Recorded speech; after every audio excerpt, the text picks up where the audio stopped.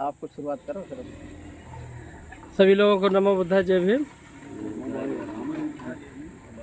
आज ग्राम सरैया फर्रुखाबाद रोड और ग्राम सरैया में बैठे हुए हैं। ये रोड है और अभी सभी लोग, बहुत तेज़ धूप है और यहाँ छाया अच्छी है सहतूत की, तो बैठे हुए हैं। बहुत अच्छा लग रहा है। दादाजी बैठे हैं और ये सभी लोग सामाजिक कार्यकर्ता लोग बैठे हैं। यहाँ श्रद्धेय भुवनेश्वर जी बैठे हैं, सत्यदेव जी डॉक्टर बैठे हैं और इधर भी डॉक्टर साहब बैठे हैं। तो हम चाहते हैं कि 5 मिनट के लिए सभा का संबोधन श्रद्धेय भुवनेश्वर जी करें, जिससे समाज का कुछ भला हो, लोगों की जानकारी मिले। श्रद्धेय भुवनेश्वर जी। बहुत बहुत साधुवाद प्रोफेसर साहब जी। अभी हम सब लोग जो है आज एक कार्यक्रम जो बुद्ध धर्म प्रचार प्रसार ग्राम पहाड़पुर में था, उसमें सहभागिता करने के उपरांत यहाँ शिक्षक उदयराज जी के आवास पर, जो आवास फर्रुखाबाद बदायूं मार्ग मुरादाबाद कानपुर स्टेट हाईवे पर है, यहाँ पर इनकी माँ का अभी 8 दिन पहले देहावसान भी हुआ था। उसी के उपलक्ष्य में हम लोग यहाँ पर रुके हुए हैं। तो आज मुख्य जो मुद्दा है वो समाज में फैली हुई कुरीतियाँ और बुराइयाँ, और उन्हीं पर कुछ बात भी होने हैं कि जब कोई आदमी पैदा होता है उसके उपरांत कार्य, और जब वो यहाँ इस दुनिया को छोड़ के जाता है तब उसके बाद जो कुरीतियों पर आधारित संस्कार हैं उन पर कुछ वार्ता होनी है। जैसे आदमी का जब अंतिम संस्कार होता है उसको दफन किया जाए, चाहे वो जला के किया जाए, उसे मिट्टी में दफन किया जाए, ये यहाँ तक तो ठीक है।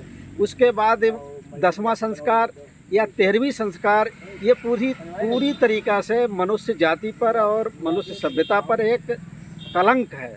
अगर हम इसमें किसी तरीक़ा की सहभागिता करते हैं तो इसका मतलब है कि हम जो हमारी एंटी बौद्धिस्ट व्यवस्था है उसके पोषण करते हैं। कहने का मतलब वो 3% आबादी 97% आबादी पर अपनी हुकूमत चलाती इन्हीं कार्यों की वजह से। तो ज़रूरत है हमें उन कार्यक्रमों को दूर करने की जिनकी वजह से हमारा समाज हज़ारों वर्ष से गुलामी की जंजीरों में जकड़ा चला आ रहा है। और आज 75 सालें हो गई आज़ादी मिले देश को, संविधान को लागू हुए, बाबा साहब ने अपने अथक प्रयासों से हमें स्वतंत्रता दी है, समानता दी है, लेकिन उसके बाद भी हम उन 3% लोगों की गुलामी में आज भी बंधे हुए हैं। क्यों बंधे हुए हैं? कि उन संस्कारों को हम नहीं छोड़ रहे हैं। उनको हम मानते हैं ये ऐसे ही आए हुए हैं, जबकि वो हमारे शोषण और दमन के लिए बनाए हुए हैं। और इस पर आगे थोड़ा सा डॉक्टर साहब सत्यदेव जी कहें। डॉक्टर सत्यदेव जी। नमो बुद्धाय, जय भीम। नमो बुद्धाय, जय भीम। आज हम उदयराज के यहाँ इनकी माता जी के अभी जिनका इन्हें निर्वाण प्राप्त हुआ है, उनके पिताजी के सामने मैं बैठा हूँ और इस शोक की घड़ी में हम सबके साथ हैं, परिवार के साथ हैं। और हम चाहते हैं कि जो सदियों से चले आ रहे हैं, जो अंधविश्वास के कारण हम लोग जो हैं 13वीं 10वां ये अनैतिक कार्य कर रहे हैं, जिसमें लोग आकर के खुशी खुशी से पेट भरते हैं। हमारा तो इंसान भी चला जाता है, उसके बाद भी लोग खुशी से आते हैं, तो ये गलत कृत्य है, इस पर रोक लगनी चाहिए। अब हम 21वीं सदी में जी रहे हैं, वैज्ञानिक युग में जी रहे हैं। अगर हम इन विचारों को नहीं त्यागेंगे तो हमारा देश जो है आगे नहीं बढ़ पाएगा, हम गुलामी की तरफ जा रहे हैं। इसलिए हम चाहते हैं कि इन सब कार्यों पर रोक लगे और शिक्षा और स्वास्थ्य की तरफ हम लोग ध्यान दें, इन चीज़ों से अलग हटें। यही मेरी मतलब जो है कामना है। बहुत बहुत साधुवाद, धन्यवाद।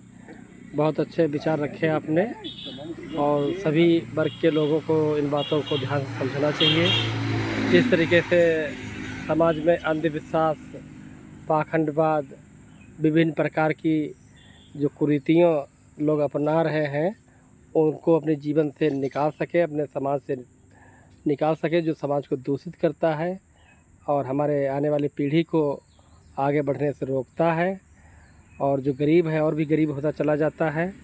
कभी कभी ऐसे परिवार देखते हैं कि जिनके घर पर किसी की आकस्मिक मौत हो जाती है, दिक्कत हो जाती है, उसके बावजूद उस गांव के मोहल्ले वाले, उसके आसपास रहने वाले उस पर दबाव बनाते हैं कि 13वीं हो, जिसमें बहुत बड़ा कार्यक्रम हो, यानी बहुत अच्छी खाने पीने की व्यवस्था हो।